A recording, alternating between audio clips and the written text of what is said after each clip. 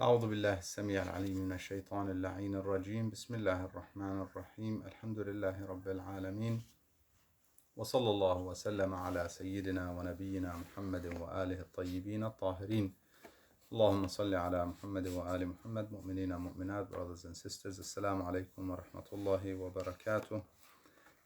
In the month of Sha'ban, continuing on the Munajat, the invocation of Imam al-Mu'mineen salawatullah wa salamu alayh that he used to recite in the month of Sha'ban, and he taught his family members and he taught his children, and the Imams of Ahlul Bayt used to recite this Munajat in this month, in this blessed month of Sha'ban. This is the second session. In the first session we discussed the initial part where the Imam starts with salawat and asking Allah subhanahu wa ta'ala to hear him. In other words, make his munajat worthy of being heard by Allah subhanahu wa ta'ala, make his call worthy of being heard. And this is them teaching us. May Allah subhanahu wa ta'ala allow us to be amongst those who are heard when we call upon him, inshaAllah, deserving of his answering of dua.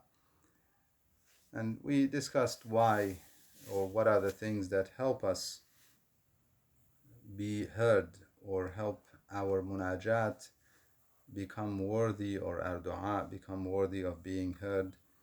Part of it is to be in the right direction. Part of it is to be purifying and on the path of purification. After the initial part, the Imam, he says, I am calling you humbly, rajian lima ladayka thawabi, and I have hope that you can give rewards. You have it and you can give those rewards. And then he says, وَتَعْلَمُ مَا فِي نَفْسِي. Here it is still praising Allah subhanahu wa ta'ala and his attributes before we ask for anything. He says, you know what is in my mind, or on my mind. You know what is in my heart. وَتَخْبُرُ حَاجَتِي. You know exactly what I want. You know exactly what I need, what I want to ask. وَتَعْرِفُ ضَمِيرِي. And nothing, وَلَا يَخْفَى عَلَيْكَ أَمْرُ مُنْقَلَبٍ وَمَثْوَى. Nothing that I do or nowhere that I go is hidden from you, Ya Allah. And whatever I want to say, وَمَا أُرِيدُ أَنْ أُبْدِئَ بِهِ. Before I even start uttering anything, you know what I want to say, you know what I want to ask. وَأَتَفَوَّهُ بِهِ مِنْ طَلِبَتِي. You know what I want to ask in terms of my hajat, the needs that I want from you. وَأَرْجُوهُ لِعَاقِبَتِي. You know the things that I hope for my future, for my ending. وَقَدْ جَرَتْ مَقَادِيرُكَ عَلَيَّ يَا سَيِّدِي. All of your decree, it is your decree that controls all of my life until my end.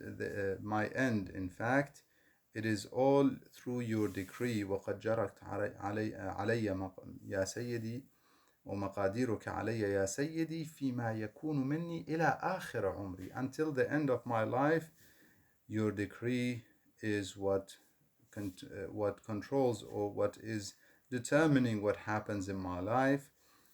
فيما يكون مني إلى آخر عمري من سريرتي.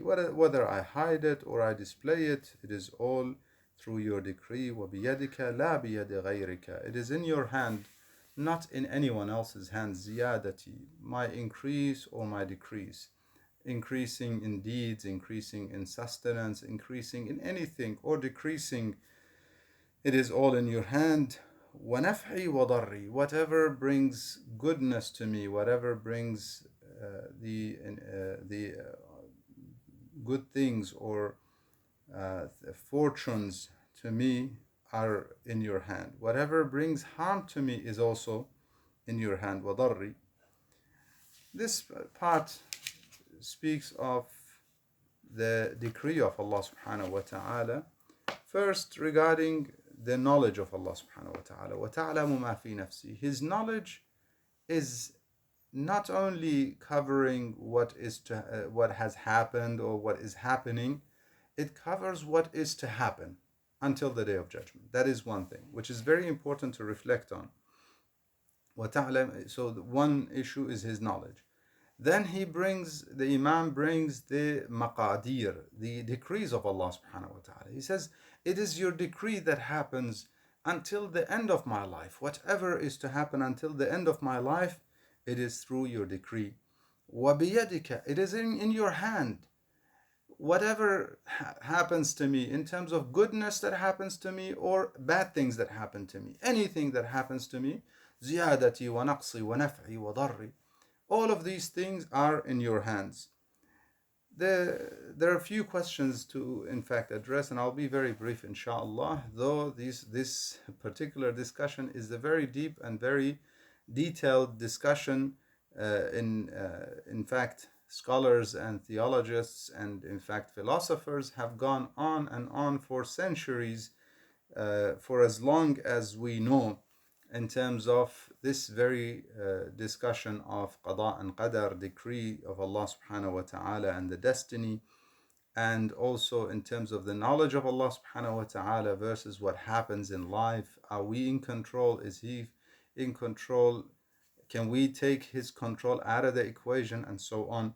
Very brief, inshallah. Allah subhanahu wa ta'ala, and I don't want to get into the details of qada and qadar, however, just to address it from the perspective of the dua specifically. The Imam is acknowledging the knowledge of Allah subhanahu wa ta'ala that is everywhere, that encompasses everything. All of His attributes are everywhere, encompassing everything, and this is part and parcel of our faith in Tawheed, in monotheism. Our Tawheed goes beyond Tawheed of that. We say that His essence is one, His attributes are part of that, and the actions, everything that happens in the universe is through His control, through Him. It is nothing happens without Him. If He does not allow it, Allah subhanahu wa ta'ala, if He does not allow anything, it does not happen. Very simple. And therefore, His knowledge is everywhere. His knowledge encompasses everything. Everything that has happened and everything that is to happen, He knows it. There's no doubt about that.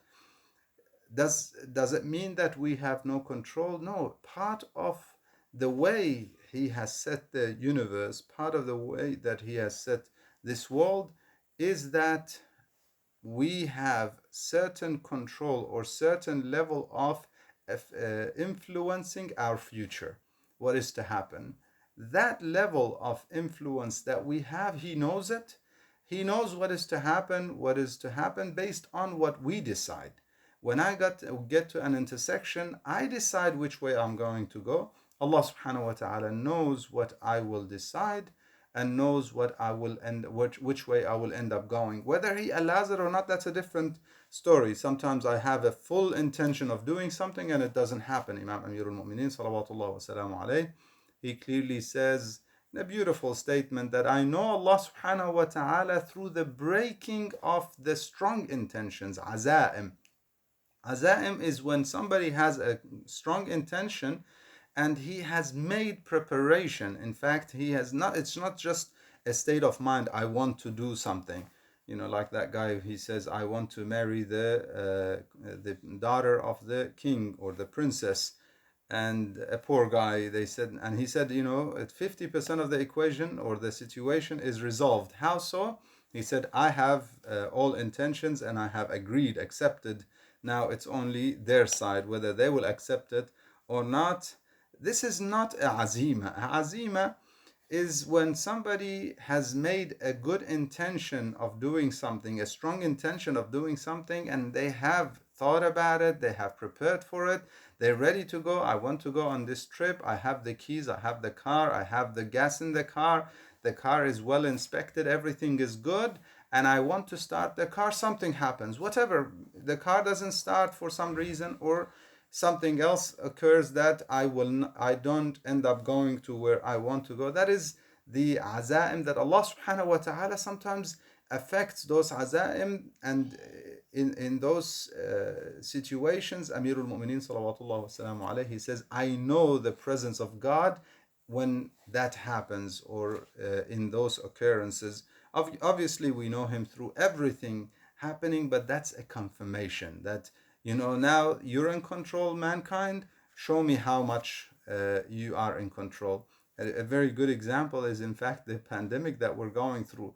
We thought we have it all. We have the technology, we have science, we have medicine, modern medicine. We have dissected the cells, and we, with the nanotechnology, we have done a lot. And thanks to our scholars and scientists, we have achieved a lot. But in reality, we are still weak, and we are still very weak, and we are in need of Allah subhanahu wa ta'ala. Ya ayyuhan nasu antumul fuqara'u ila Allah. O mankind, you are in need of Allah subhanahu wa ta'ala. You are poor in the court of Allah subhanahu wa ta'ala. Wallahu huwal ghani. Allah subhanahu wa ta'ala is needless.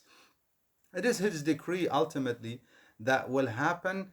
He has decided that we have certain control on what is to happen. We make decisions. Our decisions influence our future for sure. Our ending is based on our decisions, the intentions that we make, and actions that we take in our life, or the paths that we take in our life. It influences. The Imam is saying that it is all in your hand, Ya Allah.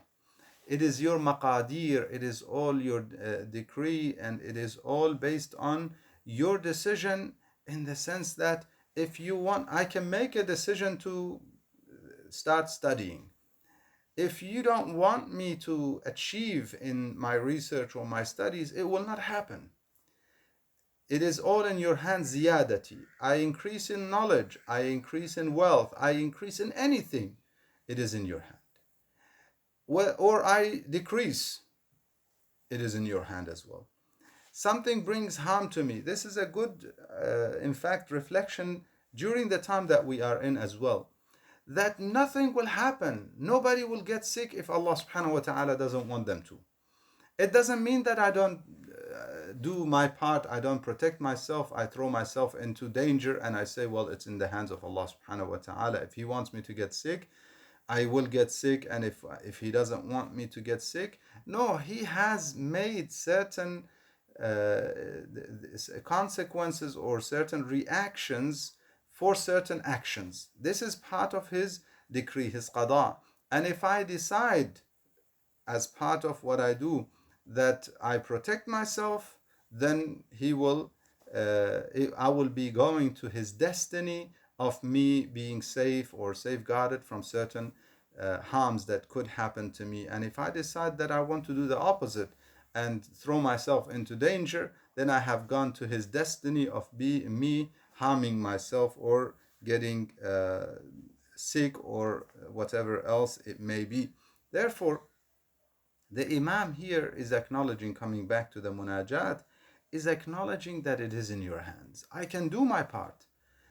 Part of what I am doing, in fact, and I'll finish with this part of the statement, part of what I'm doing in terms of calling upon you, this dua that I'm calling upon you, this munajat that I'm calling you with, is me acknowledging that I have been commanded by you to do something, to call upon you, to seek the means. Part of the means is me making efforts, me trying to work. I cannot expect a bag of gold to fall on me because I'm praying for it in the masjid and I'm raising my hand in qunut and begging, Ya Allah, I want the wealth to come to me. Like a man, whether it happened or not, but this man, he goes to the masjid every day. Ya Allah, I want a bag of gold or some golden coins to fall on me. And it doesn't happen.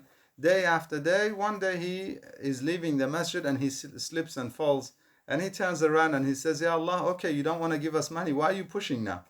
Now, if we reflect, it's not going to happen by unless a miracle, sometimes a miracle could happen. Nonetheless, normally it happens by us making efforts, us protecting ourselves, us going to work, doing the research, making some effort. However, if Allah subhanahu wa ta'ala wants it, it will happen. If He does not, it won't happen. Part of the effort is this dua. Part of the effort is to call upon Him. Part of the effort, قُلْ مَا يَعْبَأُ بِكُمْ رَبِّي لَوْلَا دُعَاؤُكُمْ. Say, what would Allah subhanahu wa ta'ala care for you. In other words, this is part of his decree that you need to call him, you need to connect with him. This is part of your ubudiyah. You are his servant, you are his slave. You need to turn to him, you need to call upon him, and you need to show your humbleness in his court. Now, he doesn't need that for sure. And again, this is not our discussion why he wants it, why he has done it. But in very brief terms, this is better for us. Whatever he has decreed or whatever he has decided is better for us. This may bring a question, and it's important to reflect on. Why would he bring harm? Ziyadati, okay, beauty is from him, to increase knowledge, wealth, whatever else. What about poverty? What about harm? What about sickness, diseases? Why would he bring that to us? My dear brothers and sisters, nothing that happens, absolutely nothing that happens without the mercy of Allah subhanahu wa ta'ala. It is all part of the mercy of Allah subhanahu wa ta'ala. He brings, in fact, if he takes away wealth, it's better for us. He knows what's best for me individually, for you individually, for every single one of us. He knows, and therefore he gives those whom he gives through his wisdom. He takes away from those whom he takes away through his wisdom and based on his mercy. What's best for us? What's best for me? If it's best for me to have the well-being physically, spiritually, physically or financially, if it's best for me, for my spiritual side again, then he will give it. And if it's best for me to have sickness, diseases, or lack of wealth, he will take it away. There's hadith Qudsi that he says that I have looked at my servants, Allah subhanahu wa ta'ala, the Almighty God, he says, I looked at my people, my servants, and I realized that some will get closer to me through wealth, I gave them wealth. Some would get closer to me through lack of wealth, I took away some of their wealth and or withheld wealth from them. And so in terms of the physical well-being or diseases and sicknesses, all of this is through the mercy of Allah subhanahu wa ta'ala. Yes, we prefer afiyah, we prefer well-being in all of its aspects, and we ask for him. This is part of what we do. In fact, when we sit on our prayer mat and we connect with him, that is part of the answering, in fact, or part of us being deserving of or getting ourselves to a point where we deserve the well-being. Because when we are sick, we turn to him.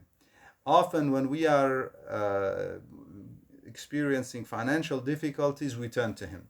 Often when we have desperate situations, we turn to him. If we turn to him without that, if we turn to him without any of those circumstances or extreme circumstances, if we turn to him in good times, then Allah subhanahu wa ta'ala will continuously give us the good times, because there's no need for the difficult times for us to turn to him. All of it is based on mercy and based on us turning to him and connecting with him.